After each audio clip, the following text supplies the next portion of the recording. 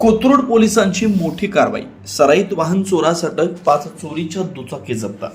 कोथरूड परिसरातील एका mobile दुकानाबाहेर park केलेल्या दुचाकीची चोरी करणाऱ्या सराईत वाहन चोराला कोथरूड पोलिसांनी अटक केली. त्याच्याकडून 5 चोरीच्या दुचाकी जप्त करण्यात आल्या. कोथरूड पोलीस ठाण्यात दाखल गुन्ह्यानुसार फिर्यादी यांनी 3 जून 2025 रोजी आपली दुचाकी दुकानाबाहेर उभी केली होती. काही वेळानं परत आल्यानंतर वाहन चोरीस गेल्याचं निदर्शनास आलं.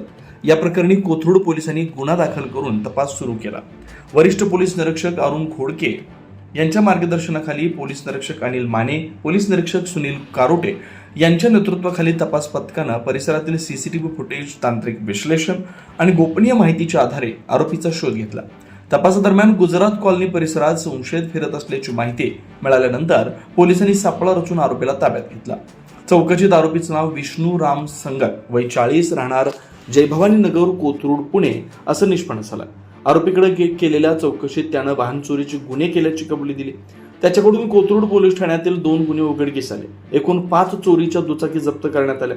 पोलिसांकडून आणखी गुन्हे उघडकीस येण्याची शक्यता आहे. तपास सुरू आहे. ही कारवाई पोलीस आयुक्त अमितेश कुमार, सहाय्यक पोलीस आयुक्त संजय दराडे, अप्पर पोलीस आयुक्त राजेंद्र भामरे, पोलीस उपायुक्त परिमंडळ 3 सागर कवडे, सहाय्यक पोलीस आयुक्त कोथरूड विभाग सुजाता तानवडे यांच्या मार्गदर्शनाखाली करण्यात आली. कारवाईत पोलीस निरीक्षक अरुण घोडके, अनिल माने, सुनील कारोटे, पोलीस उपनिरीक्षक मोहन खरात, पोलीस अंमलदार दत्ता सोनोने, श्रीकांत दांडे, मयूर पांडे, सचिन डोंगरे, जयप्रसाद नंगरे, शेलके, आकाश वाल्मिकी, विष्णू गाडे, वैभव शिवतारे आणि शशिकांत वाघ यांनी सहभाग घेतला.